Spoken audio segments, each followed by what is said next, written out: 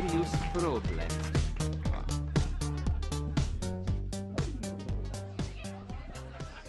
There's music then. Are we starting? Yeah!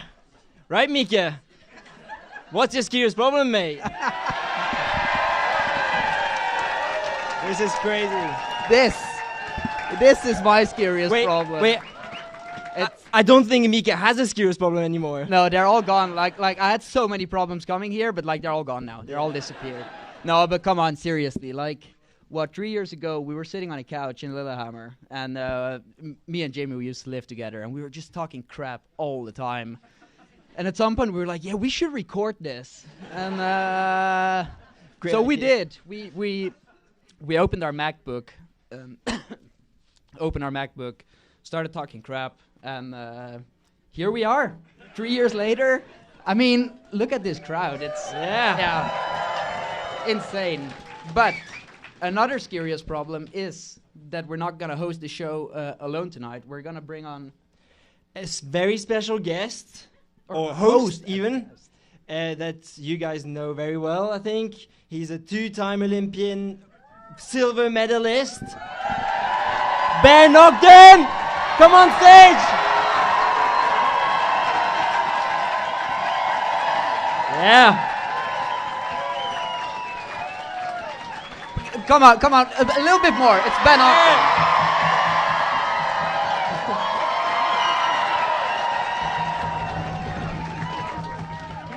Okay, Ben, honestly, like, what's better, getting 2 medals at the Olympics or sitting here in front of this crowd?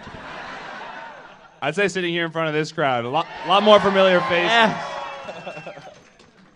Yeah, you guys are the best. Thanks for the loud cheer and all the cheering today. It was tons of fun.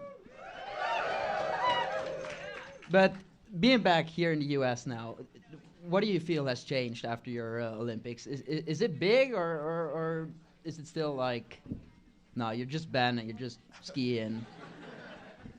I don't know. A little bit different. I mean, you know, a few more autographs signed today than previously, but no, for the most part, I still just feel like me, and still just feel like all my New England and Northeast and Vermont people support me like they always did. So, pretty fired up. Did you actually, now that we're talking about the Olympics already, was the medal, was that something that you saw coming, or did it just fall out of the blue and you were like, how did this happen? And I think also Bill, I think Bill Koch sent you a message after your individual medal and said, like, this is gonna change your life.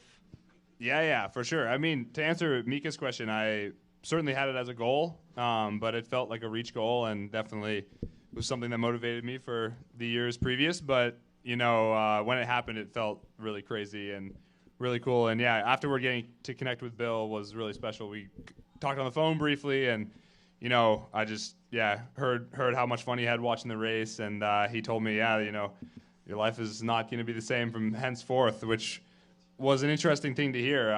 But now that I've come home and seen how awesome it is, I see. Yeah, but I mean, probably most people that are here know, but maybe some of our listeners actually don't know. He was the one that basically invented skate skiing, right? Yeah, absolutely. I think he sort of brought skating to the mainstream anyhow, and used it in races and sort of like made it a huge part of the sport, I think. So, but just for us as competitors then, what's the technique that you're going to bring then? It's a good question. You know, me and Will, Will's Bill's son, we've been searching for our thing, but yeah, haven't come up with anything just yet. Maybe like, I don't know. Yeah, I'm not sure, but that's for later in the career. We heard the backflip thing? Yeah, maybe the backflip, but it's hard to work that into races. I mean, not sure that's gonna make you faster. Yeah. No, I don't think so. But instead of doing a 5-kilometer heat mass start next year, we could just invent like a backflip challenge, no? Yeah, that'd be great. I mean, Johannes and I were talking, and he said, no, not just now. Another time. And what was I gonna say? Oh yeah. He said he thinks he has the the muscles and the physiology to do it, but he doesn't have the skill. So I think that puts me in a good position for this new event. Is there in a backflip challenge at the World Cup? You reckon you'd be like the top favorite, or I think there's like the Swiss guy. Is it Anthony Savary? Yeah, or Nicolas Weger, maybe? Maybe Nicolas Weger. There's some Swiss guys that do insane things on cross-country skis. I've seen them. They're pretty good, but I think I could take them. Yeah. Okay, an interesting thing is every time we had Ben on the podcast, or we wanted to have Ben on the podcast, he just got super sick. So the first time he got glandular fever. I think you call that mono, maybe here. Yeah. And then the second time he got the flu or something. Yeah. So then when we asked him, okay, let's do a podcast together in Lake Placid, he was like, oh, guys, maybe that's not the greatest idea. But yeah, we've got you here today and you're not sick. So that's a good effort. No, yeah, this is a new territory for me, so I'm happy to be here. Yeah. How did you manage to stay healthy this time then? I mean, a lot of hand sanitizing, hand washing, all that kind of stuff. Just, I knew it was coming for me, so I had to kind of get ahead of it. But another thing, like usually everybody that comes on the pod, I don't know if you've noticed, but they start doing really freaking well all of a sudden. So are you going to win tomorrow, Ben? Yeah, I'm certainly going to try. Yeah. Wait, but Mika, maybe... Are we hosts or are we guests? Maybe me. Okay, you're the host then, Ben, and we're guests. So we're gonna do super good tomorrow as well. Yeah, that could be. Yeah. Yeah, we should actually start to question ourselves someday, maybe. Because like we started doing this podcast, and then we were like I was a bit up and coming. You were like quite good of a skier, and then like I managed to keep. Where you going, Mika? A little bit. Stop! Abort. But the thing is, you're getting somewhat old now, and I'm getting somewhat shit in skiing. It's like, maybe we should... Nah, I'm still up and coming. For sure. Jamie's gonna be the only 40-year-old up-and-coming skier. Yeah. Someday. Yeah. But then it was silent. See, but that's also the thing that just happens to us. Ben, mate, you're co-host. You're supposed to also lead. Oh, right. I'm supposed to say stuff? Yeah. Yeah, so how was your guys' race? No. No, actually, I'm curious what you think of the American crowd. I think you both have raced now twice. Yeah. It's insane. It's almost ridiculous. It is. Yesterday, I was skiing. And I was really not having that great of a race. And so, like, on the top of the highest point of the loop, there was like this, it was super narrow. You almost got like a bit like road cycling feeling with the fans just being super close to you. And I was skiing behind Harald Østberg Amundsen, who was fighting for a podium at the time, because I just heard the splits that he got. And it was like, yeah, you're fighting for second. And I was skiing on the top there, and the only thing I heard was, Mika! And I was like, yeah, I'm not sure how Harald feels about that. So that was a good experience, yeah. That was, I quite like racing in the US, if you haven't noticed, yeah. Yeah. Also, American, and we asked this all our North American guests, what do you think about this World Cup that we do, which actually is a European Cup? Yeah, it is a bit of a European Cup for sure. But I mean, we have fun, and it's nice that we're starting to get some more in the U.S. and outside of Europe. But it is fun to race the historic venues too. So I don't complain too much. It was cool to get to race in Lahti and places like that. But I think everybody agrees that it's tough to beat the American venues no matter what. Yeah, but I just feel like we go to Europe, we go to all these same venues over and over again, and then we have like these insanely historical places like Oslo, for example. And then, I don't know, but I get the feeling that we just get less and less attendance at the European big hosts, especially Oslo, actually. But also, it's also the way the organizers are doing so much stuff. That's not just the races. Like you guys have been, I guess, doing all sorts this last week. Maybe you went to see the film at the theater last night. There's so much stuff happening, and I think it just shows that we need to come back to the US maybe every year. Yeah, but also it just...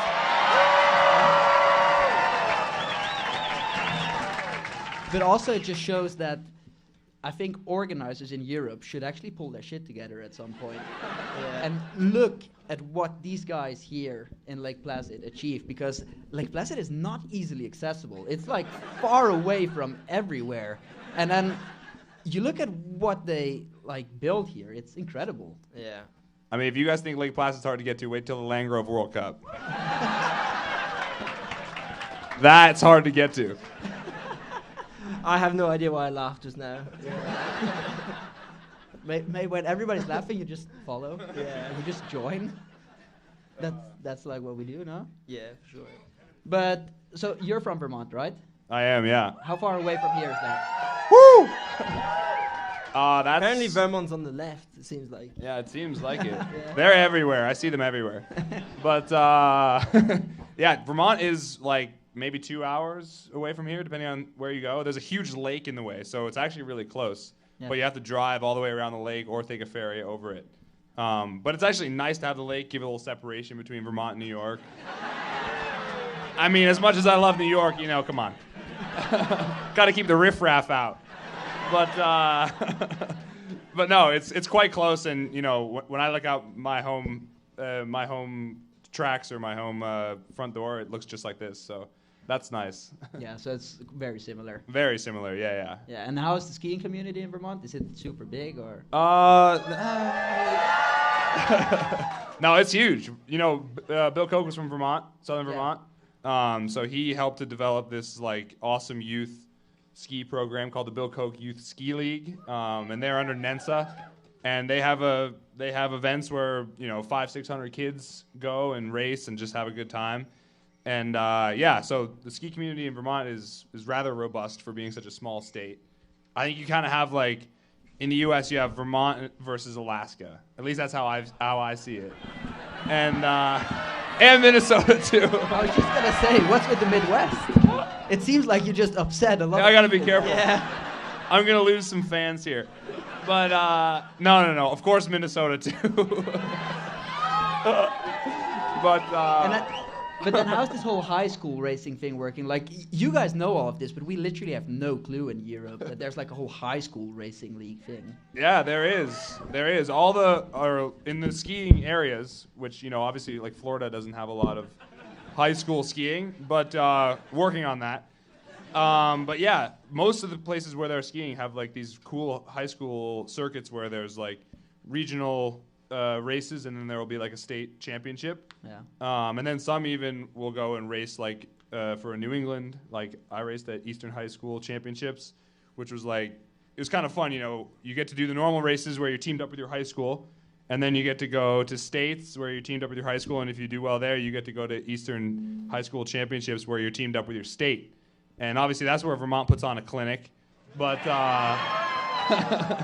but no, yeah, it's really fun. And then, you can also go to junior nationals where you represent your region. So like I went to junior nationals with New England, and maybe like Gus went with Alaska, or JC went with Far West. He's from California. Any Far West fans out there? So yeah, it's really fun, and there's like a lot of levels to it, which is pretty cool. And there's a ton of people that race, which is really fun as well. Yeah. Interesting. Sounds really interesting, yeah. Okay, I think now it's time maybe to bring our guests on. Because you guys forgot, like, Ben's not our guest. He's your host tonight. Yeah. We're hosting. And I just remembered, I think we didn't tell Ben that he had to present one of the guests. No, I don't think so. Wait, maybe actually whisper to him who we should present then. Frida Carlson. Oh, that was a bit painful. All right, so I get the honor to introduce one of our guests, who is a two-time Olympic gold medalist from the last Olympics. Is it 3? 2? It's 2. 2 gold and 1 silver. 2 gold and 1 silver. Yeah. So I got that. I had that right here. Frida Carlson, a member of the incredibly strong Swedish women's cross-country ski team. Give her a huge New England welcome, please.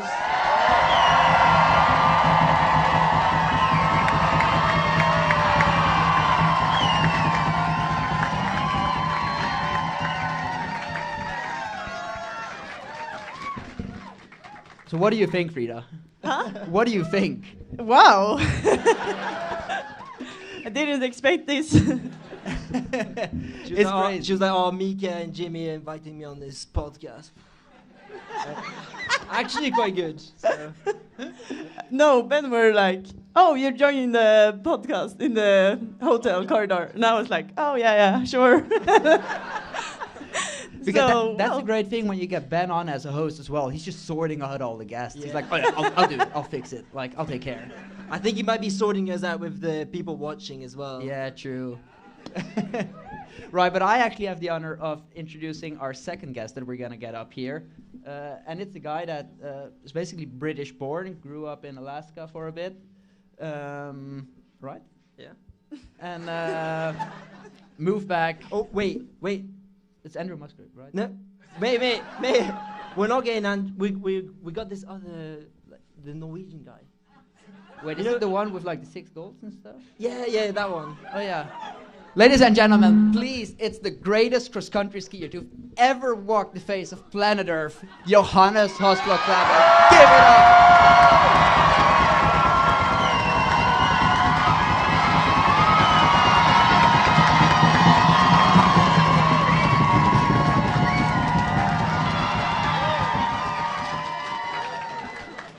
Like, how does this welcome work with your concussion, actually? Is it like, should we tell the people to be quiet? I think I won't be able to race tomorrow now. Wait, but that means there's a possibility for somebody else to win, right? Absolutely. Talking about your concussion, how's the concussion thing? I mean, after yesterday, it can't be that bad. I think it's pretty good now. It's been the first couple of days was very boring. Just not being able to look at my screen. You know, it's am I playing my PlayStation was hard, but after a couple of days, it started feeling a little bit better. And then we took an MRI on Tuesday. That looked fine, and then it was just to fly over here. And yesterday was amazing. So a little bit boring not to race today, for sure. But yeah, I think it's gonna be fun to race tomorrow, anyways. Yeah, cool. We did for the first time ever, since we're like 5 people on stage, and usually it's just me and Jimmy going on about stuff online. We actually made a plan on what we should talk about. And it says here, ask Frida about her success formula with drinking before a big event. Frida, I just want you to know there's like kids in the crowd. Okay, well, every time you ski a really good race, then you're like, what did I do? And, well, when I was a junior, I started to try this method. I just learned that 2 weeks after a really good party, I was in really good shape. So that just went into my head. So, end of January, you were at Paso di Lavazzè, correct? Yeah, that's right. And Johannes was also at Paso di Lavazzè, if I'm correct. Is there some rumors about a party there, or? You tell us. Some rumors, yeah. You tell us. Like, now is the time and place.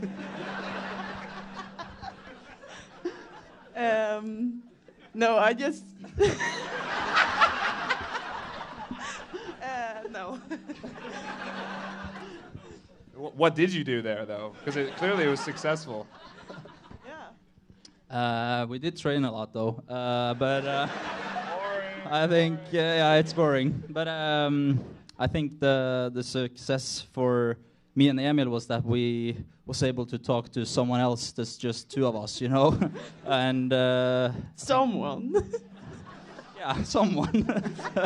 And I think that was, and we helped Frida with we went way slower on training sessions than she normally does, which I think helps a lot. So, because the first lap when we met her, we had probably twice the pace that Emil and I was doing. So Emil just started and just said, "Stop! We need to take it way easier." So I think that was one of the things we do. But yeah, was there something else? I don't know. No.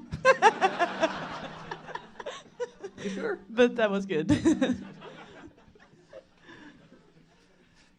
Yeah, okay, a bit more serious questions then now that we have got lots of laughs. So Frida, I feel like Johannes races all the races almost, and manages to be, well, he managed to win also most of the races, but Like all races? I feel like, and now you're skipping the sprint today so that you can have a good chance to fight for the distance cup tomorrow. And my question then to Frida is, I feel like the Swedish girls don't have so much, don't feel like the cups are so important. Like, of course, you went all in on Olympics, paid off. Like, you come home with 2 gold medals and 1 silver from the relay.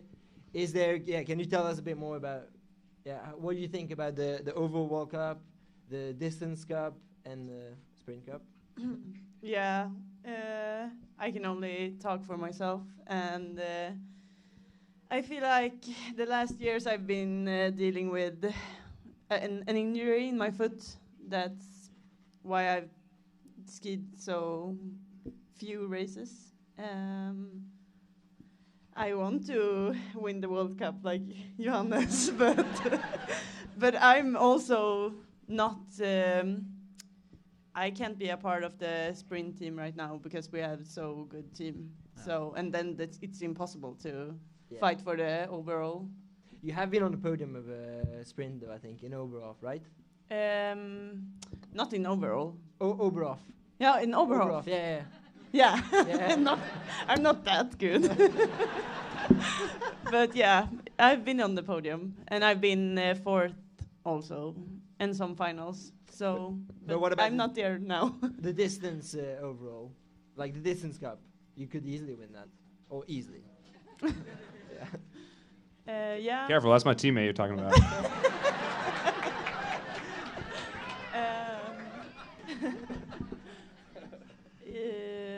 Yeah, I want to ski as much races as I can, but this year I had to focus on the Olympics to be not injured. Yeah, for sure. But it's also really important to listen to Jamie and my advice, because like I don't know if you guys know this, but like amongst all of us, there's like I think 10 Olympic medals or 11 Olympic medals from the last Olympics. So it's like we know our stuff. But I think rather the main question was like, how important is it for you to actually pick your moments and pick your races instead of just doing everything and being somewhat good in all of the racing you do? Yeah, in my dreams I would have gone every races and win every races, but yeah, with this injury I can't. But what is it actually, the injury you have? I have. In Swedish, we say Haglund's heel. Yeah, that one, of course. Yeah, but yeah, it's. I think I will need a surgery if I'm like totally free from it. But I've decided to rehab it, and I think it's a too big risk to make the surgery. Yeah. But okay, actually I have no idea what a Haglund's heel is, so I'm not even gonna. We'll just say okay. Yeah. Right? Yeah. Apparently, Andrew Musgrave was at the cinema the other day watching the Threshold film. Apparently And he was sitting no, in no, the no. middle of us, mate. He was okay. Like how apparently? My story wasn't finished. Give me a break. No, and then somebody came up to him and was like, "Oh, great work on Olympics." And he was like, "Oh, yeah, thanks." And we go, "Oh, you won 7 gold medals, right?" Right, 7? I think that was someone else. I think that's the best compliment that Andrew ever got. I think.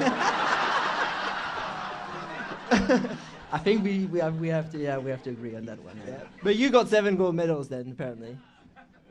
Yeah, I didn't think it was that many, but How special was the 7th one? you think about the party? Yeah, We heard a lot of rumors, by the way, about this. Yeah, that was the best one. Right. My question to you, actually, Johannes. Also, Ben, do you want to ask a question? Yeah, I'll ask this question. Well, I actually might rephrase it slightly. So you won 6 golds at this Olympics and 6 golds at the home World Championships in Trondheim not too long before. And I'm kind of curious to hear a little bit, compare and contrast the experiences for those of us who haven't experienced either. Which I think is probably most people here. Yeah, I mean, for me, first of all, Trondheim was special. You know, it was something I've been chasing for a long time, and I felt like I was really locked in to be able to be at my best during those 10 days. But after the World Championship, you kind of, I felt like I was, it was tired, and you kind of needed a mental break. And when we just started training again, I was a little bit surprised that it felt so good from the very first start. And the difference from the Olympics is that, and the World Championship, is that the Olympics is way bigger when it comes to internationally, and in Norway the World Championship was huge in Trondheim, and we all saw how many people that were on the 50K up in the woods celebrating. What was better crowds, Trondheim or Lake Placid? Careful now. I know. I think today was pretty epic. Woo! But yeah, I think it's a big difference in terms of how long everything is taking. With the Olympics, is how it was. It was more press. It's longer days, and I think it's a lot of things happening there compared to Trondheim. But for me, I felt like the Olympics, it was more fun for me. I was a little bit more relaxed, and I was just trying to enjoy the moments a little bit more than I used in what I did in Trondheim, because I felt like there I was really locked in, and 50K was kind of the most important race for me at that time. And then you just was super afraid of just getting sick, but in the Olympics you just kind of enjoyed it a little bit more, and I think that's. And you were sick. Yeah, I was sick. But we managed to. The last couple of days was a little bit of a struggle, but luckily I managed to stay away from it, and I think a good. My maximum heart rate is normally 193, and on the 50K, I have 196. So I think that kind of tells how hard that 50K was. So, yeah. I remember I went skiing in Lillehammer after the Olympics, and then I met with Martin Nienget, who obviously was the one that made you have 196 in heart rate. And I'm just skiing with him. I'm like, but seriously, what was your tactic behind just not changing skis? Was it so that everybody just doesn't have grip and you can just double pole lots, because he's super good in double poling? And then his answer was like, no, but I knew I was not going to win, so I just wanted to make it as shit as possible for everybody. I think that's true. And I think he succeeded with that. Yeah, I like that answer as well. I was like, good times. You, Frida, after the Olympics now, I mean, you were on an incredible high level. The first 2 distance races were, I mean, I don't think I mean, of course we've had Therese Johaug, but that was at least up there. Maybe, I'm not sure that prime Therese Johaug would have managed to beat you on those races. But then you get ill before the 50K, which I think is super disappointing for you at that moment. 2 weeks later, you go to Holmenkollen, and you're just like, wait, I'm gonna show you guys how good I am. Wait, 2 weeks? Is it 3 weeks? No, 2 weeks? Did you go on the party then? You must eat. She didn't get sick. Or she got sick for another reason. Were people coughing a lot on that party? That must have been 3 weeks, though. Oh wait, but 3 weeks, so you had 1 week you were ill after the 50K. That means when you got healthy... No, jokes aside, how much of a relief was that, or how important would you say that victory at Holmenkollen was for you? I think Holmenkollen has been special for me, like the place. So I think I just wanted to ski fast there because of that, and not because of in terms of proving anything or something like that. I love the atmosphere in Holmenkollen, and also that was my first World Cup win, and I have a lot of special memories from there. So I just wanted to ski fast, I think. I have a follow-up question. I like to think of Norway versus Sweden as having a similar rivalry as Vermont versus New Hampshire. And I know for me growing up that I always liked winning was always a little sweeter in New Hampshire. And I'm curious for you, like, is there a part of you that likes to win in Norway, or is it sort of irrelevant? Of course it is. And we also made a triple there, so Yeah, okay, good. extra sweet. Yeah, I saw that and I was like, I bet the Swedes are especially happy to take the sweep in Norway. And what about you, Johannes? Do you like winning in Sweden more or less, or is it sort of like, come on, Another junior way. varsity? I can't wait for fall in 27. Oh Please God! don't say that. Ooh. Please don't say that. We have to race there as well. Come Yeah, on. wait. Have some mercy. Let's not get too excited. But yeah. Johannes, like a second place is also nice. I heard so. Heard so.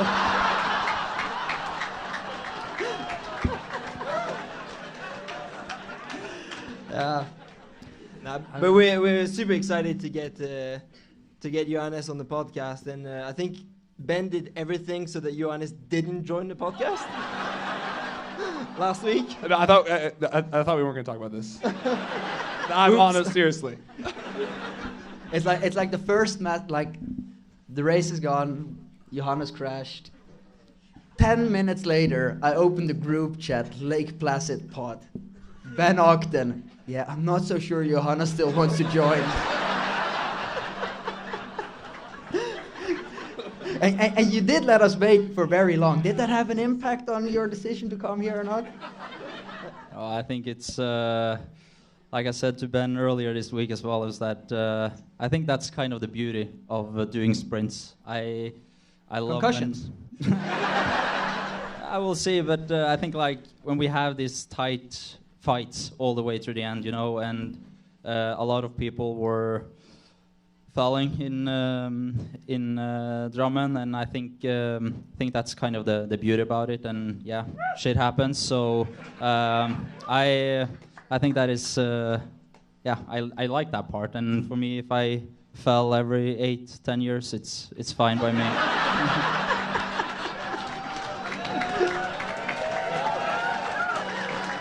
Yeah, well, I'm glad I could be part of such a historic moment. It's nice, I should say thank you. Yeah, well, don't thank me too much. There's still a race tomorrow, and if people hear that you like falling, like I know, we'll see, but hopefully we'll stay on our skis tomorrow. Ideally. I had like this great question in my mind that I just made up for Frida, and I just forgot it. So, Jimmy, why don't you ask a question? Benny boy. My turn. I have a question. Question that we ask all our guests, and we're gonna ask Frida about it. Frida, we get your favorite session, dream session, with two people in one place. What do you do? Who do you bring? And where do you go? And it can't be Johannes and Emil in Paso de Lava. Impossible, I was here. That's boring. We know that works. Anyone. Anyone. Dead or Can alive. be imaginary. It can be your imaginary friend. Oh, I would like to ski with like Zlatan or someone. Zlatan. Yeah. Yeah, the football player. Yeah. who's, Zlatan maybe. Football? No. What team is? Football here is something Is that different. the You know New what York, you Then call the it? football- New York Giants or Patriots? I don't follow that closely, but I don't. Frida, like Don't think there's a the lot of football Europeans in the they play league. here is like that game where you use anything but your foot. That one. Yeah. Oh, soccer? Oh yeah, soccer. Right. Oh yeah. Okay. Yeah, I don't think people know Swedish or soccer players. Yeah, here so they much. must know. Like, come on, Zlatan. He played at LA Galaxy. He's like the GOAT there, basically. Okay, they do. Okay. I take it back. Huh? Yeah. Continue. So Zlatan Ibrahimovic. Yeah. No, it would be best just the two of us.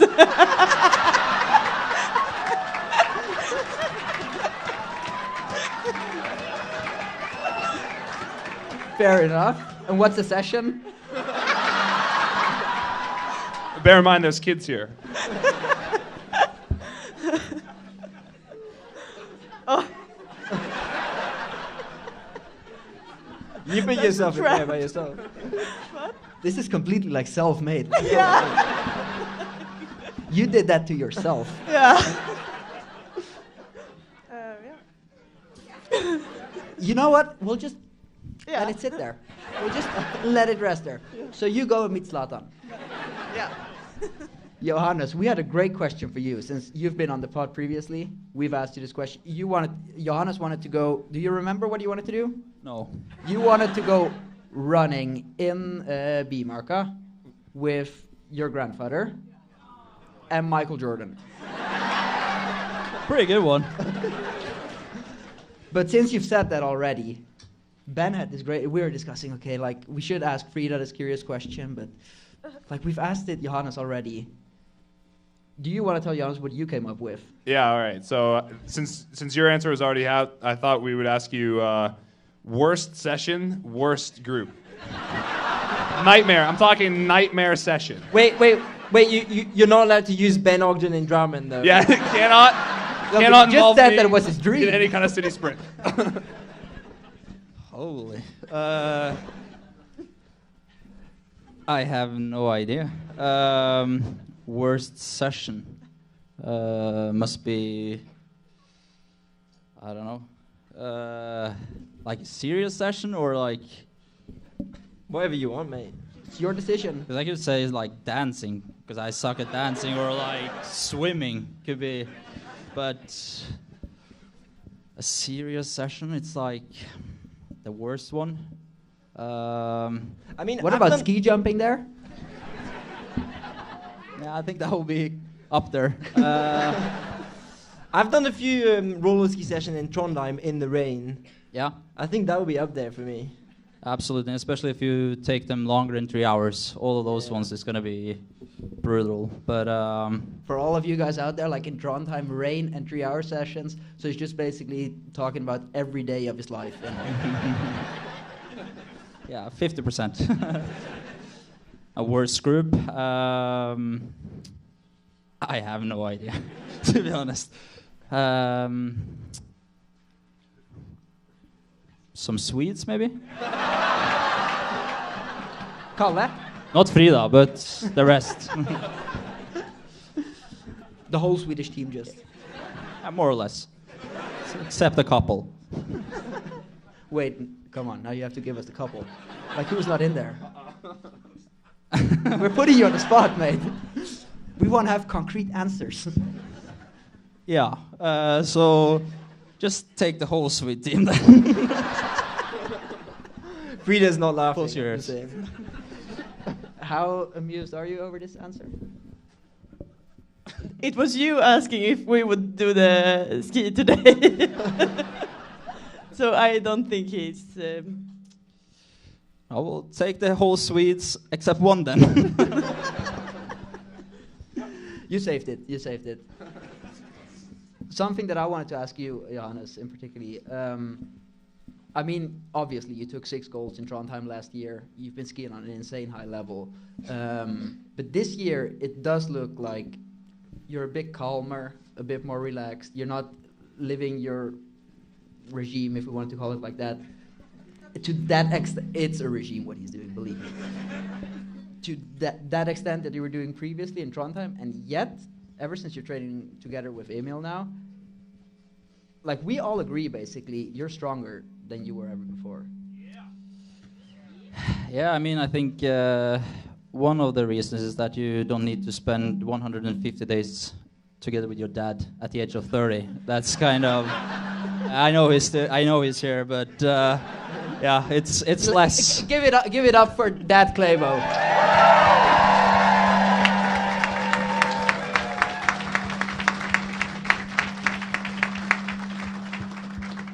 No, but I think the biggest difference is that I remember you asked me this question when we were on the podcast, that you felt like I was taking things easier with like having my vacation in Cannes and just. I've seen you for the first time ever since I have seen you not wearing a mask on an airplane like 3 weeks ago. Yeah. I think things has changed a little bit this year, for sure. Now at the hotel, we have a couple that is sick, and I think no one could have cared less, you know. So things are a little bit different, and I think for me that has been a really healthy change. You know, it's been I was, like I said, so locked in terms of being in my best possible shape for Trondheim, and now I felt like I've kind of found the right balance in terms of having a lot of fun when we are training camps. We are serious when we are training, but we are not serious at all when we are outside of training, which I think is healthy. So for me, that has been the biggest change, and I think it has helped me also to be way more calm when it comes to competitions, and I feel really relaxed when I wake up in the morning and I know it's a race. It's kind of just I felt like I've completed what my goal was, and now it's just everything is kind of a bonus. So hopefully we can continue with the bonus for another many years. Or before you give it up, or you could just not do that and let us win something. Yeah, you can join me in the summer for the holidays. I think that can be Offer accepted. Yeah, nice. You can join me. So then. I think the people here don't understand what holidays mean. I don't think that's anything like a normal holiday.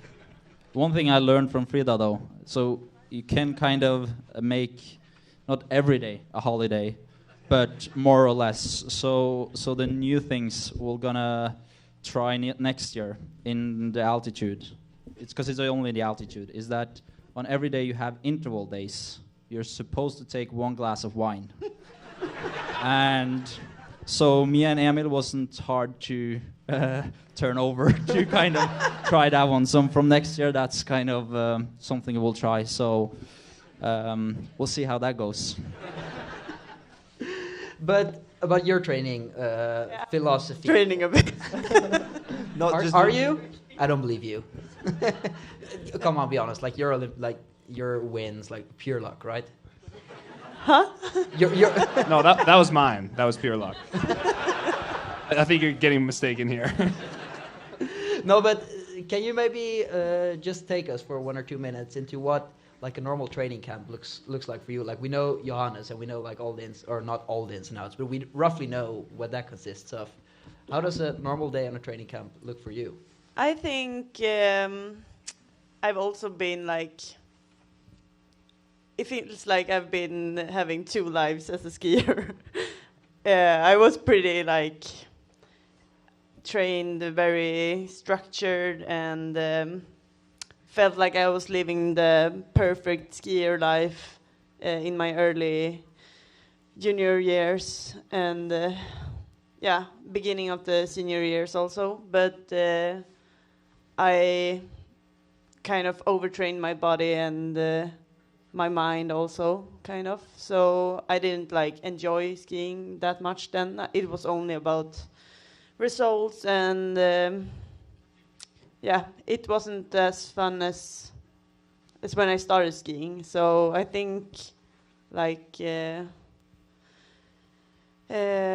for now and for some years now, I've been training more free. Like I don't follow a clear schedule, or I don't know exactly what I'm going to do next day or the next week. I go a lot by feeling, and that's my way of enjoying skiing. Yeah. But that's quite similar to Johannes actually. When I remember you told me once, like you basically you know what you should do, but then you decide every day if you're doing it or not. Yeah, more or less. You kind of have like a plan in terms of what you need to do over the next couple of months, you know, and then you kind of change it up day by day depending on how it feels. I think for me that has helped a lot, just to wake up in the morning and you just let your body decide what you're gonna train. I mean, sometimes you need to plan a little bit, but most of the days is more like, for me, I think it's a lot of people have very structured into their life, and it's like there's many people in Trondheim as well that ask if you're gonna join for like say a 2-hour skating session, and I said okay, then we skate, you know. And then if you ask them if you're gonna join for a run, no, in the plan it says I'm gonna do roller skiing, so they can't change it up. And for me, it doesn't matter if I'm skating or doing classic or running. If I'm just changing that from day to day, it's gonna end up being like close to 50-50 anyways. So I think for me that has helped a lot. Yeah. I think we could be talking here for ages, but we're gonna get 2 people from the crowd to ask one question to Frida and one question to Johannes. And would rather pick kids. So who wants to ask a question to Frida? Yeah, Ben, you can go and hang out. We got a question for Frida. Blue ski to hat. Let him pass. Or let her pass, rather.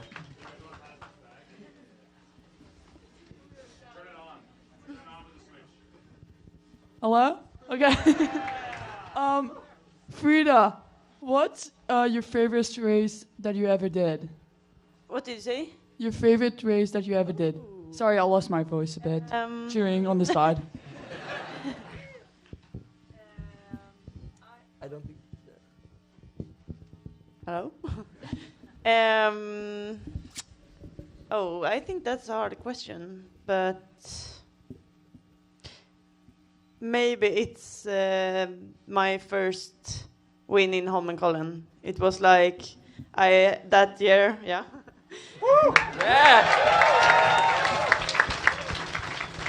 That year I had a lot of issues. I was like banned from competing and training of health reasons, and I came back, and that was one of my first and only competitions that year, and it was like also my first win, and yeah, it was like a win in different ways, so that's a favorite memory of mine.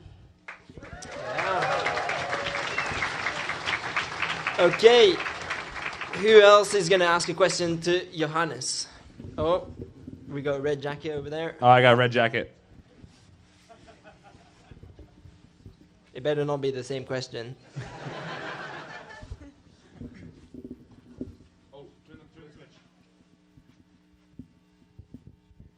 Johannes, what do you do to like celebrate after your race wins? I think we know what Frida does. Depends which time of the year. I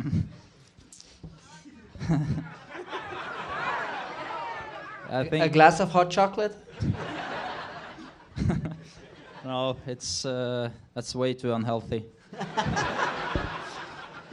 No, I mean normally it's just I mean, you know, every weekend is like normally three races. So if you make a win on Friday, it's just trying to get back to the hotel, eat, and try to sleep a lot. And I think that's kind of the most challenging part about being a cross-country skier and having races every single weekend, and also in the winter when a lot of people are getting like sick. So I feel like there is not much room to celebrate, actually. So for me, it's been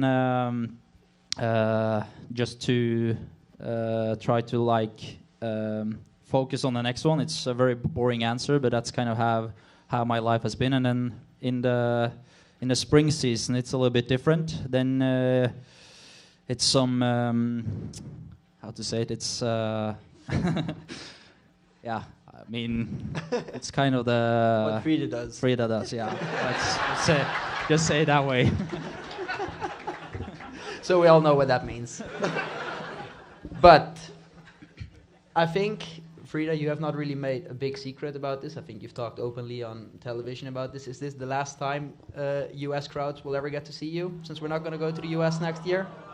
I think... I'm not so sure. I think we changed our mind a little bit. So it's still a whole... You know what? Give it up for Frida so that she comes back here.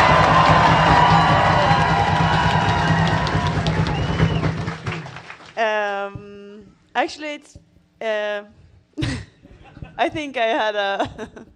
maybe I was in a bad place when I said so, but mentally it's been nice to have like a deadline. And also, in my mind, I think now that next year is my last one, but also... After that, it will be like I will be standing in front of a blank paper also. And then if I will keep skiing, then I will very much choose it and not do it because it's something that's just keep on going or like it's what everyone's just thinking that I should do. So if I will keep skiing, I will do it from what I want to do and it will be from the heart.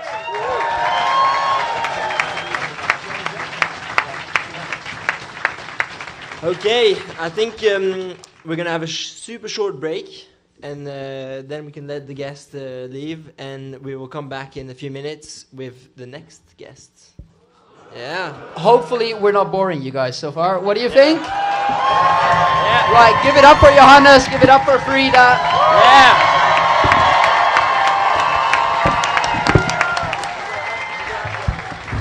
Right. 3 minutes. See you in 2 minutes.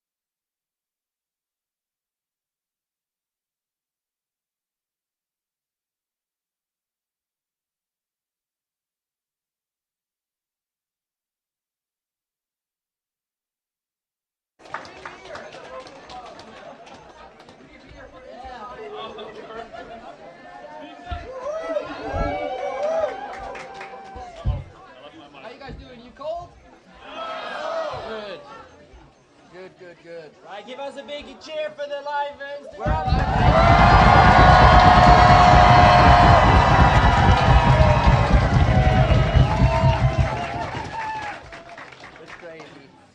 Crazy You know what? Actually, before we're gonna leave, like we're gonna wait 1 second with bringing the guest on. Let's get a selfie here. Yeah.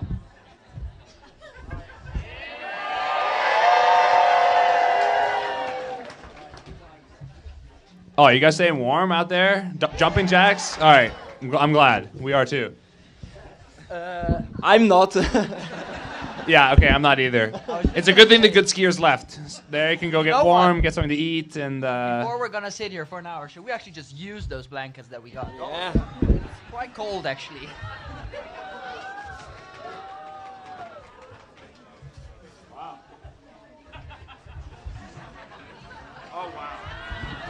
that is nice and cozy. That is a game changer. Wow. The All thing right. is, we all have to race tomorrow, so we should try to be a bit warm. It's the last one though, mate. If we get Yeah. sick, it'll be tomorrow evening. So. Oh wait, after tomorrow evening. Right. Also, I think we did the exact same mistake that we did before. We did not tell Ben that he's gonna introduce a guest. This time I'm choosing who I introduce, though. Yeah, you can choose. All right, perfect. So for the second round of guests, I hope you guys still have some energy because we have today's champion from the men's race, Kiko Pellegrino. Woo!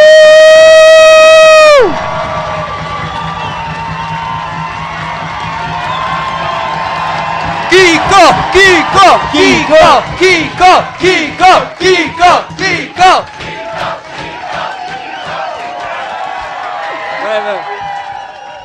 And our second guest is also non-Scandinavian. She's one of the very few mid-European skiers that actually does podiums. She has an Olympic medal. Give it up for Laura Gimla from Germany.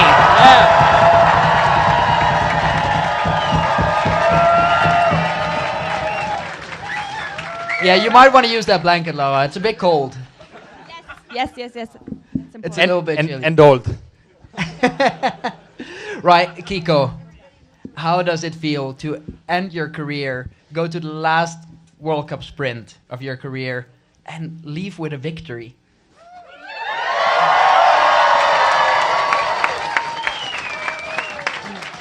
I think you can also thank the guy to your right for what he did in Drummond.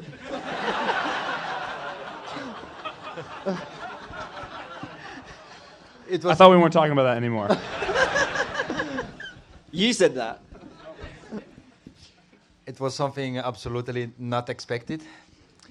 But I know that sprints are like this. You have to start, go through, and then be able to manage what happens. And with your legs that you have these days, and with your mind, with your skis, and even together with the enemies that you have to beat before the end.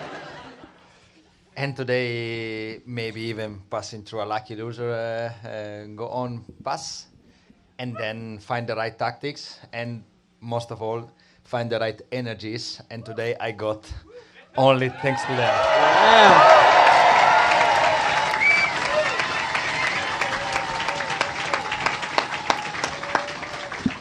I mean, I think it's obvious to say that Kiko is one of the greatest days ever. How was it for you out there, Laura, today? It was amazing to race. The crowd here is very special, of course. We have that not so often in Europe, even in Scandinavia. Come on, there's good crowds in Oberhof. There's great crowds in Oberhof. Okay, only Kiko got the joke. There's no crowds in Oberhof. And especially, like, you gotta imagine, like, crowds in the week Oberhof before. in a biathlon stadium, which is fitted for what, like 60,000 people? It looks really sad if nobody's in the 60,000 people stadium. Laura, we gotta change that. Like, there's so many cool venues in Germany. Why do we go to Oberhof? That's a good question. Yeah. I have the same question to Germany. But I heard that next year we will have the Tour de Ski at least in Oberstdorf. So I think that's already a little bit an improvement. Hometown girl in Oberhof. How excited are you to go back to Oberhof? Oberstdorf. Oberhof. Excuse It's like me? all these over. It's all the same, no? Right? You agree? Yeah. It's not the same, by the way. Yeah, of course, it's always special to race at home. I know that we could improve a lot with the public, with the audience. That was not always so good in Germany. The people should get closer to the race, to the competitors. But yeah, I'm really looking forward to race at home as well. I think that's always very special. Have you raced in the World Championships in Oberstdorf, Ben? Yeah, you have. Yes, I did. My first World Championships. First time I ever qualified in the sprint was in Oberstdorf. See, I'm not the only one. I'm not the only one. You like the tracks there? Yeah, I like it there for sure. It's always warm, always nice and slushy. It's great. That is the thing, though. If we go to World Cup in Germany, I don't know why, but it's always the same. It's always warm, deep, slush. Foggy. Oberhof, not Oberstdorf. Why are you laughing, Laura? Yeah, it's a small difference in the word, but a big difference, really. Oberhof and Oberstdorf is very big difference. Oberstdorf is almost South Tyrol, I always say. Almost. Yeah. That's a bit of a stretch, but okay. Austrian here. I know what I'm talking about when we talk about South Tyrol. It's a bit of a stretch. But you know what? Whatever floats your boat. Jumping from Germany to Italy. It's like you're leaving out like a thing in between there, you know?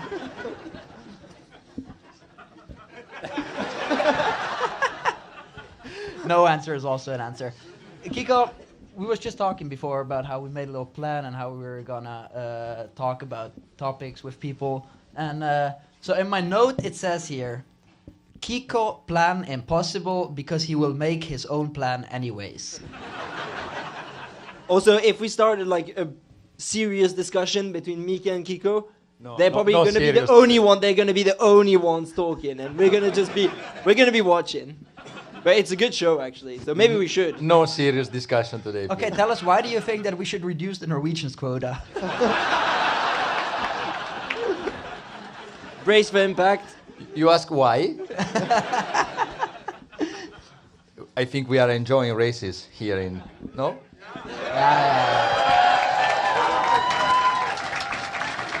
True. Laura, it's like we did give you like the most difficult pairing with Kiko because it's hard to talk when Kiko's there. Nah, he's been good so far. He's been good so far. But he's holding back, I think. I want you to take us back to that moment when you crossed the finish line, or Coletta crossed the finish line in bronze medal position at the Olympics. I read somewhere that you'd rather have a team sprint medal together with Coletta, since you guys are best friends, than an individual medal. Is that true? And maybe tell us a little bit about that. Oh, we're gonna...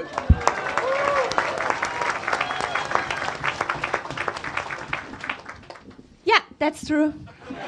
Yeah, we decided when we got asked. I mean, it's not a choice. Of course, we would have loved both, but when we got that question, we decided that it's much more fun to celebrate that together. Of course, I would also celebrate with Colette an individual medal, but you know how it is. To have also a medal around the neck is even nicer, and yeah, it was so special. Yeah, I don't want to miss that.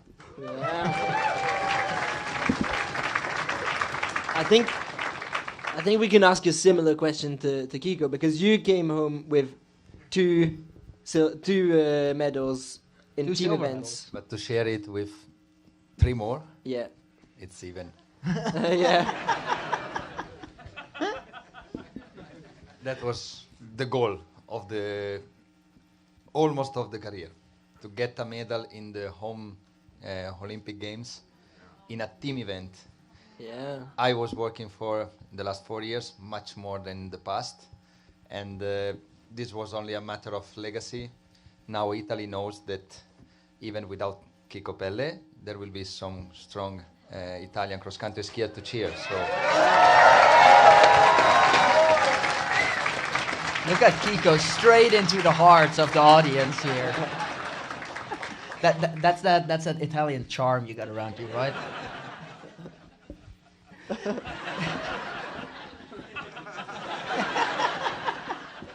No, but seriously, like, there's one guy that you guys all know, I guess, the king of Trondheim. He's been going on forever about sport is emotion, and I think actually nobody embodies that better than you do. I mean, today you're going around crying again.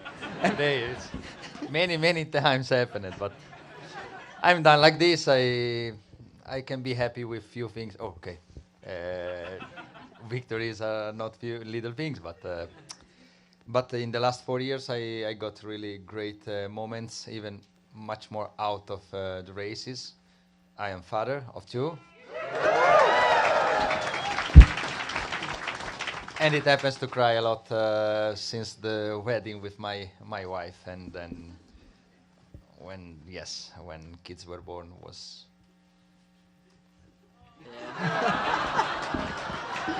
I'm telling you, it's Italian charm. Yeah. There's nothing you can do against it. Because usually when me and Mika cry after a race, it's for a whole different reason. How often do you cry after a race, Ben?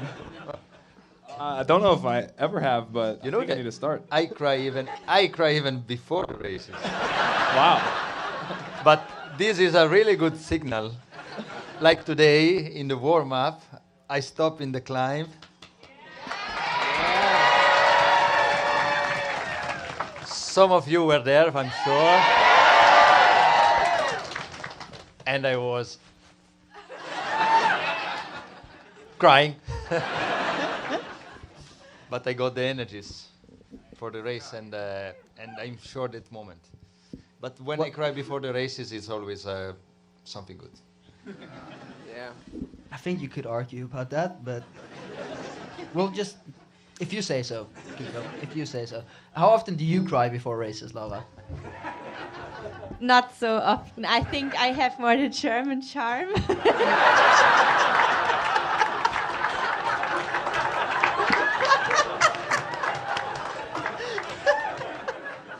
Yeah, I worked on getting a little bit more emotional sometimes because I always had trouble to show it.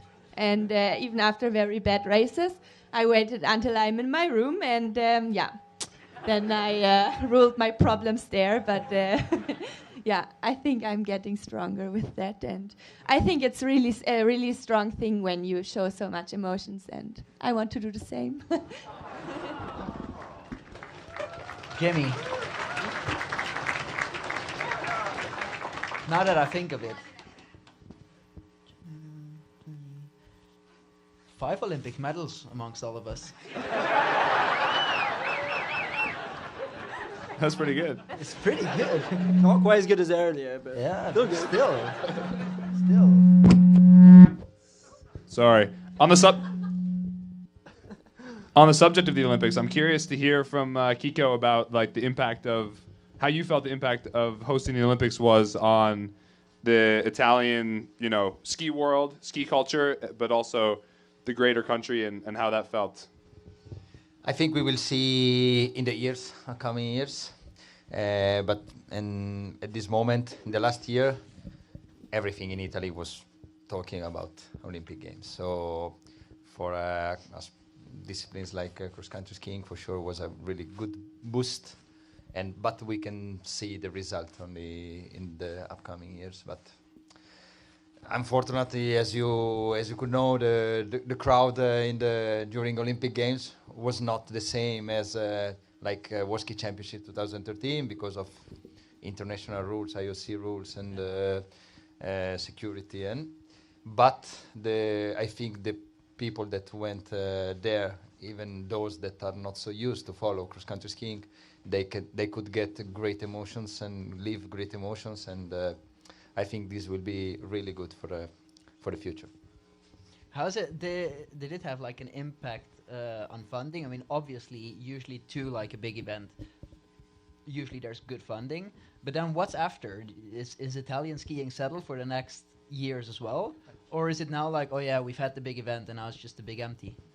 It will be hard because a lot of sponsors came for the Olympic period, the Olympic highest moment, and now like for the ski federation will be hard to continue the legacy for what happens after the Olympic Games in the next years.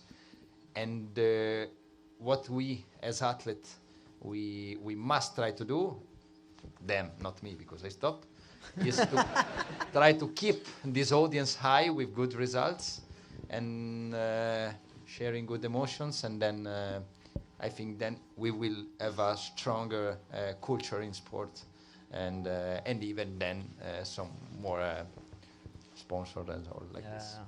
But like, Ben, you wanted to say something? No, I just was curious, like how with you retiring this year, what will your role be in the future? Are you just leaving it for them to deal with, or will we see you a little bit to help keep the hype going?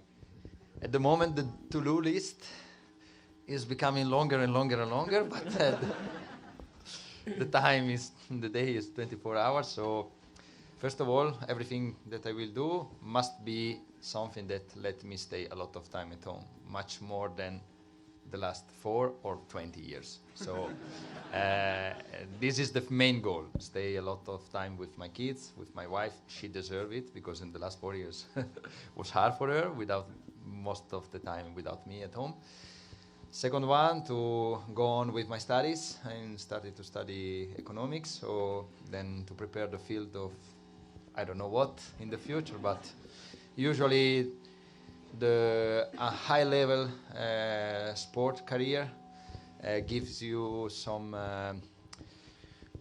knowledge, but by the other side, for some roles, even in sport, we miss another kind of knowledge that you must maybe study for. So to try to put together these things and then to be helpfully to the sport part or other kind of fields, this is the goal. To prepare again myself to something bigger and better in the future. All right, so from the sounds of it, Kiko is going to be a 36-year-old freshman. Wait, I'm 35 now. 37, 38. Next year. Yeah, well. Actually, serious question. How many people in your class are older than you? Class? It's hard.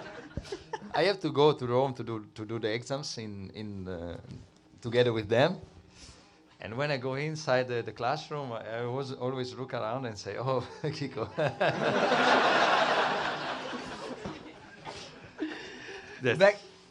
Back to you, Lava. I mean, you're just known. Whenever we see you around, it's almost impossible to not see you around together with Coletta. It's like the two of you. You're just glued together. Maybe tell us a little bit on how you evolved together when Germany got Per Nilsson, also by the way the coach of Frida Karlsson, into the team. It just seemed like you two were the ones that just thrived best in that culture, in that coaching style. And also, what's next for you? Since from what I've read and what I've heard, Per is not going to be on the team next year anymore. How's this? Maybe tell us on how you got where you're now and how it's going to continue now. Yeah, first, the thing that we are always together. 2 days ago, we talked about that, and we thought, do other people recognize that and think that we are strange? We are a little bit too much together. But we are living 300 meters apart from each other at home, and we train almost every day together. And 4 years ago, the Swedish coach Per Nilsson came to us, and I don't know, it was a really motivating thing because he gave us the feeling if we train 100% every day, then we can improve a lot. I don't know. It's not that we train totally different. Cross-country training is cross-country training in the end, but it's. He has a very special way to talk to us, to motivate us, and I think we trained a little bit more intensity for us sprinters. It was the perfect thing. I don't know, I felt fresher most of the time, and I think Colette and me, we pushed us a lot, each other. I'm maybe a little bit more the classic skier, and she more the skater, and When she reached the final, I wanted to reach a final. When she reached a podium, I wanted to reach a podium. And I think that helped me a lot in the When head. she got an alpine skiing boyfriend. Yeah. I was gonna say, I saw you with a French hat the other day, and I was like, wait, she's on the German team. What does she have a French hat? Do you want to tell us about that then? Yeah, I'm a friend with Delphine Claudel. Well, that's not what we've heard. Yeah. Yeah. No. Yeah. So. Wait, y'all watch alpine skiing too, or no? This is great, crowd. I like Okay, that's it. The guy's Austrian, I'm just saying. It's like usually in Austria when you talk to people and you're like, you watch cross-country skiing too? That's like that reaction. Okay, so I don't think we need to give any further context. Go on about what you're talking, Laura. Yeah, now I lost it. No, okay, so Para's gonna quit on the team now. How do you guys see a future, or what's your guys' plan or way to look at your training and career from now on? It's very tough without pair, a future without pair, really.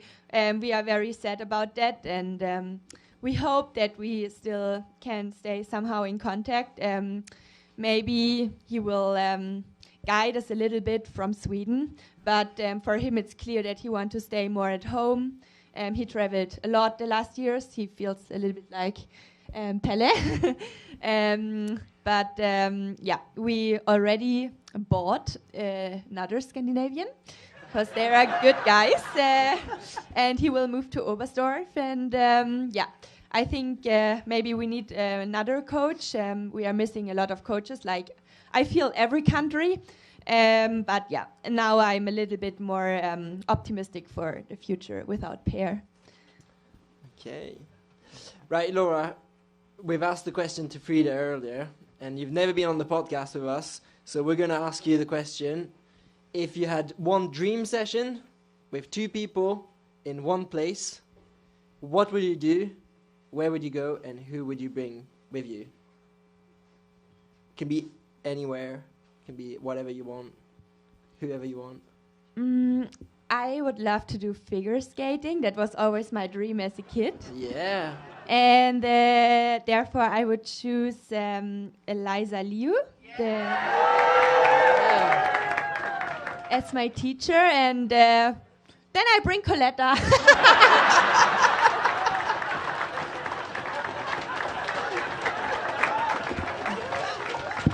What? Great answer. If nobody thought it was weird before, I think everybody thinks it's weird now. You just shouldn't have brought up the whole weirdness thing, because it actually is weird now that you say it. And then we've had Kiko on the podcast previously, but we've talked so much on that pod that I actually don't remember. Or it was mostly you two talking. I was spectating. Or arguing. Yeah. Yes. But I don't... What, do you remember the answer? Me no. You know? No, me no. Okay, so it was not very interesting in that case. But... Oh, yes, my time to shine. Okay, so we were talking about how you already answered the Skirious problems question. So I thought of a different version, and I'm thinking it's going to be, we want to hear your worst session with the worst people. Nightmare session. Done. Let's hear it. Done or to do? Oh, the one you can imagine. To do. Or done. the worst you could think of. So maybe you've done it, maybe you've not done it because it's so shit that you didn't want to do it. If I can switch, taking the answer of Clavo before, but I would like to take the Swedish ladies team in a summer Tenerife session. Hopefully not sprint. That's it. Wait, but that's your worst session. Greta doesn't like Skirious Problem podcast, so it's okay. Wait, but okay, crowd. Now we need you. Like, his worst session is to go to Tenerife with the Swedish. No, this was not the worst session. The opposite. Ah, okay, yeah. You didn't understand the question then, Kiko. Ben, can you repeat can you repeat the question a bit slower? I asked Italian, if he I doesn't can. speak so well English. I asked if I can take the answer of Clavo and switch. Yeah, but you can't. Nobody likes my So question. the word session together with you too. Getting hostile a here. long roller ski session with Okay, a so lot of blah blah. Yeah. Kiko's taking us down with him. Yeah. Damn it. Also, you guys really should know that the most of the blah blah is coming out of your mouth. But the anger is coming for your questions. That is true. That is true. Ah, but this idea about going to Tenerife with the whole Swedish ladies team. Mate, Mika, your girlfriend's just over there, just saying. And she's the best, by the way. Give a round of applause for Antonia. will ya?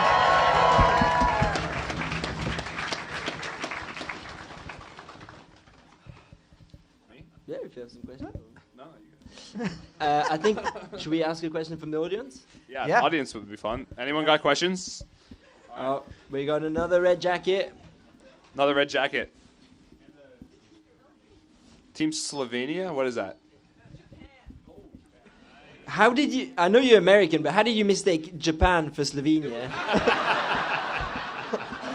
It's like that country. It's all in Europe, right? Hello. It's that country Europe, right? I just want to say I used to do Nordic Combined too, but now I just do Nordic, so it's pretty cool. Yeah. But our question comes from us two. We've raced this course here a lot. We want to know what you guys think of the course. That's a good question. Yeah. Laura, you want to start answering? Yeah, I want to answer the distance course. Yeah. That was a tough one. I think that was one of the toughest ever. Yeah. Yeah. Yeah. Tough is not nice. So when Laura says tough, then you should say. Should we try again then? Okay, so what do you like about? Did you like the course? Yeah, I like the long downhill. But we had not the best glide, so I had a lot of time in the downhill. That'll happen. About the sprint course?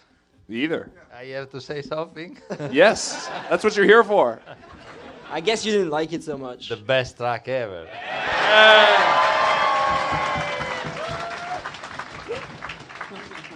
Oh, even the distance course is really good.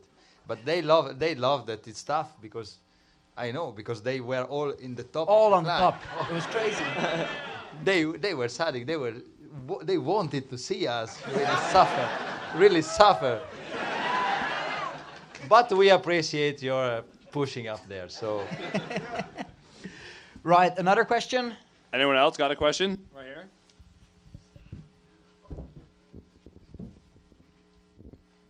So we know what Frida and Johannes do after they win big, but what do you guys do, especially after the Italian Olympics when you got your medals? Yeah. I was sick. Wait, Kiko.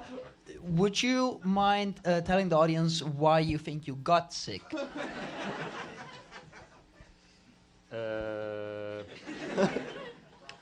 Probably I was tired. Only. So it was not from that party where you guys were celebrating and No.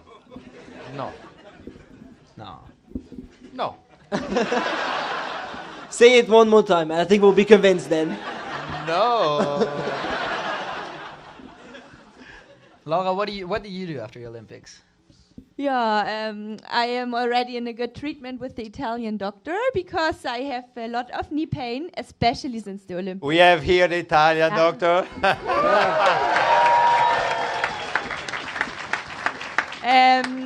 We had a nice party the evening. Of course, you have to celebrate an Olympic medal. That happens probably never again in my life. So, yeah, I took it serious, and we had some drinks and some nice dancing. And the next morning, I woke up and had so much pain in my leg in the bed. So I was wondering what happened. And later during the day, I saw some videos. And then I started to understand.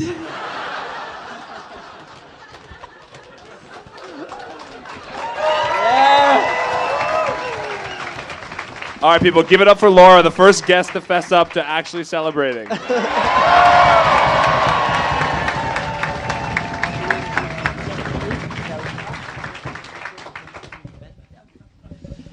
Right. Jimmy. Yeah. Thank you so much, Kiko and Laura, for joining us tonight. A final question. After all, I am Austrian. I do watch Alpine skiing, even though you guys don't. Come on, will we get to see Cyprian anytime soon next year racing again? Yeah, I hope it. Her boyfriend. Her boyfriend. AKA Cyprian, her boyfriend. We will see. I can't answer that for him, but I think there are some good chances. Yeah. By the way, last time I asked Laura how Cyprian Saracen was doing, she said, oh yeah, like he had a really bad crash, so he crashed on his head, now he has a lot of brain damage. And then he thought, oh, you know what? Why not try get together with Laura Gimler? Shots fired, Mika. That's what she said. Laura's never going to come on the pod with us anymore. It was my story. Right. Guys, thanks for joining us. Thank you so much.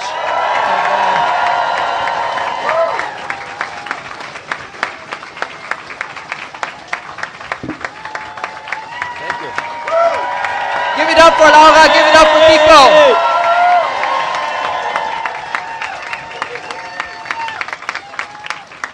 You guys are crazy. This energy, it's insane.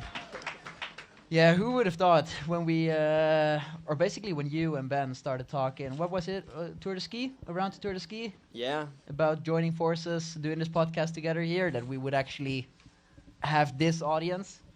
I mean, it's just like we're living a dream.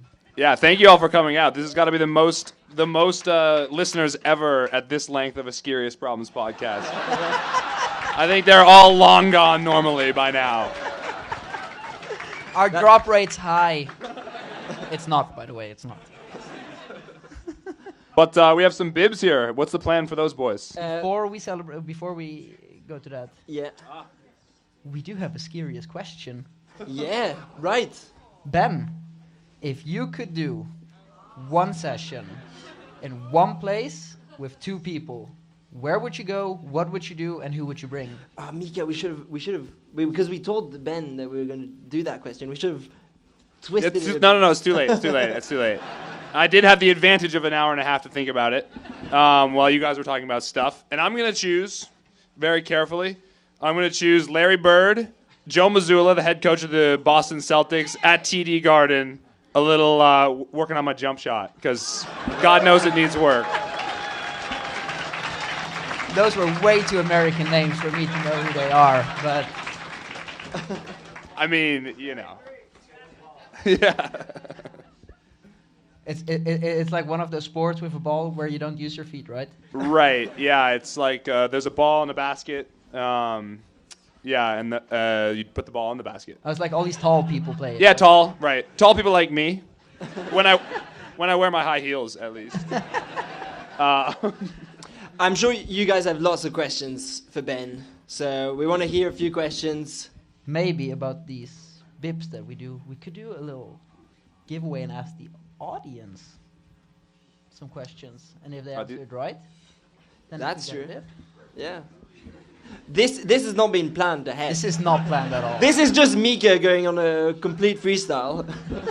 This is happening all the time, by the way. Where and when did Ben Ogden get his first ever World Cup podium? I have no idea, so you can tell me anything. I think Ben I know. knows. For one bib, that's actually a good question. Anybody got it? Not Oberhof. Yeah, you use this one.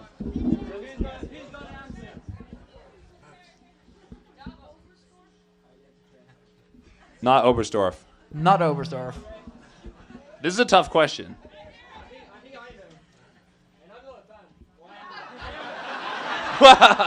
Oops.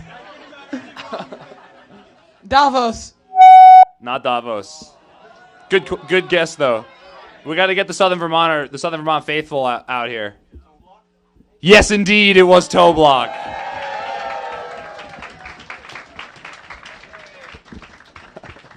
Other question. Right, Ben, you think of a question. Okay. That's a tough one.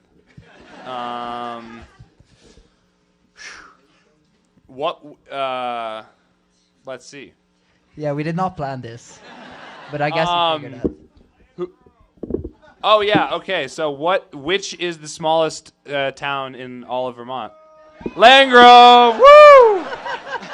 I pass this one back. You'll know when it finds its home. All right, that was a bit of a freebie while I thought of them. What's Jimmy's best ever place in a World Cup, and which race?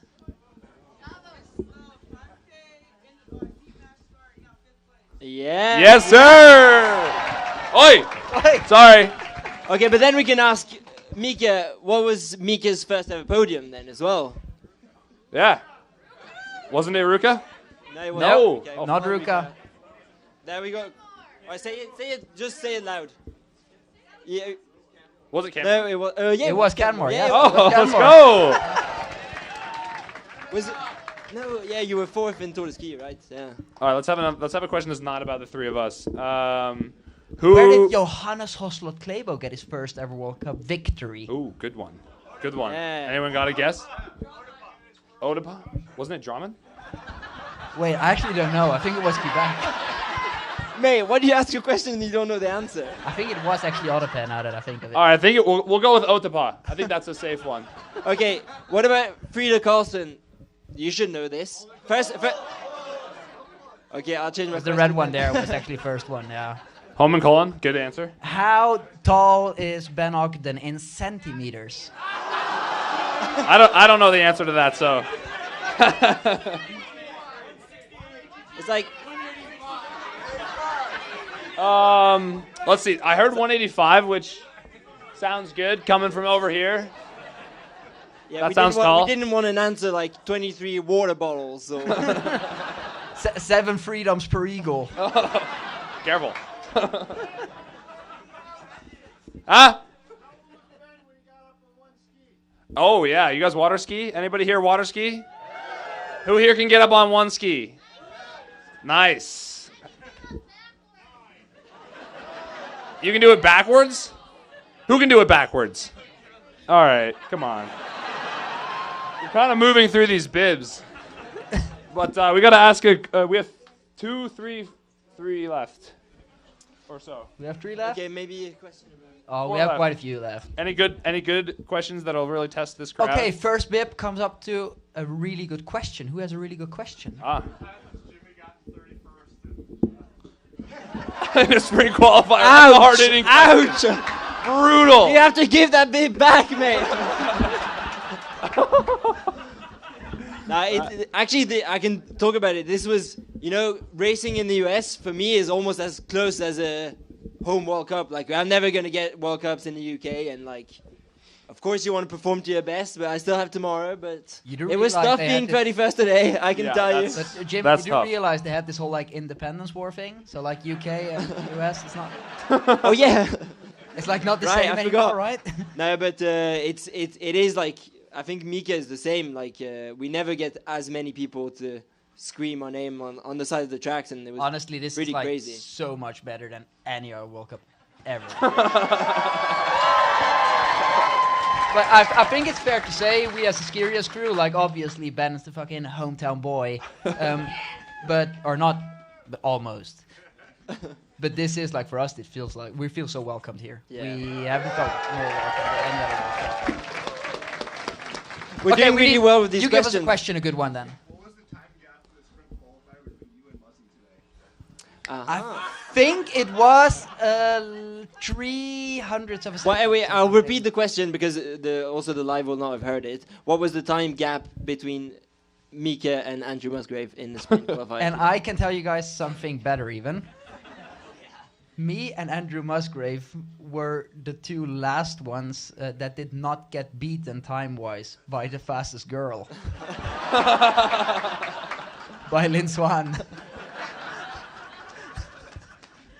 Which is actually insane. We're in the same second as Lynn Swan in the qualifier. Right, you got one. When did I switch over to just doing Nordic? Well, basically doing Nordic Combined is also just doing Nordic, right? Now it's... when did you see the light, Mika? When did I see the light? This was... So my last jumps were February 2018.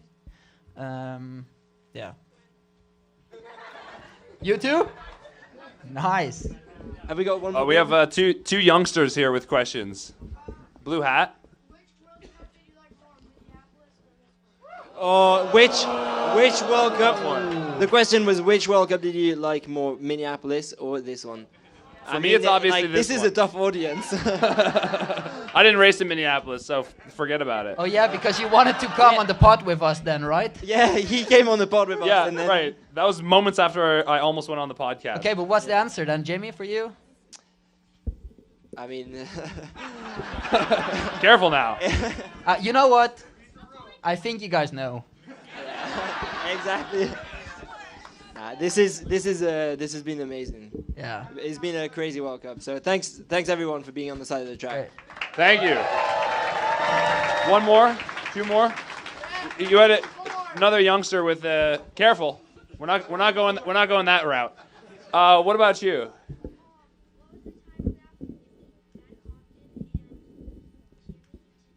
Ooh. That is a good question. I don't know. +3. What was the time gap between you and me? I think it was probably like... You were +3s and I was +7, so 4 seconds. 4 seconds? Yeah. Yeah, 4 seconds. Good question. Yeah. You want a bib? Well, actually, that was a terrible question. Yeah, well, interesting question. I heard somebody over here ask where I was born, so that's a much worse question. Wait, but now I'm actually curious. Where were you born? Oh, they already know. Perfect. No, I'll tell you guys a funny story since I have your attention. One time before my first ever Olympics, I got on the call, with somebody, and I was trying to be funny, and I didn't realize it was more of like an information obtaining interview, rather than like we'll post what you say. And they asked me where I was born, and I said embarrassingly I was born in New Hampshire, and then come to learn it's somebody from the Team USA website, and they put town, state. Embarrassingly, New Hampshire, for where I was born, which is pretty funny. So yes, I was born in New Hampshire, the worst day of my life, and then I went straight to Vermont, and it's been uphill since then. Just kidding. I love New Hampshire. The White Mountains are great. But yeah, that question does not earn a bib. So we have an American hat there. Oh my God, you guys are asking tough questions. For that, I'll repeat it for the live. What's been your favorite knitting project? My favorite knitting project has been the mittens that I made. Maybe you saw on Instagram. They had a horse and Joan of Arc on them. They were really sick. I should have worn them. It's just foolish, but I was just up here cold the whole time, and I have hand wool mittens at home that I knit. But here we are. Thanks for a great question. So, but sadly, that means we're out of bibs now. I think that, as sad as it is, but we're coming to an end. Yeah. I think so. You all can go get warm now. You all need to go get warm. Did you, by any chance, bring some autograph signing cards? No, I didn't.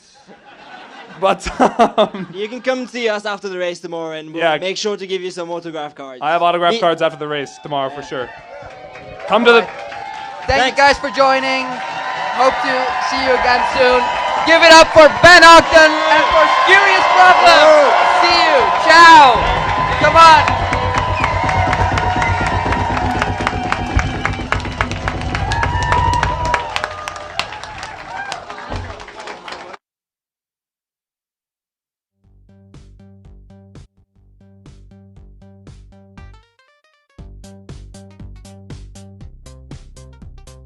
serious problems.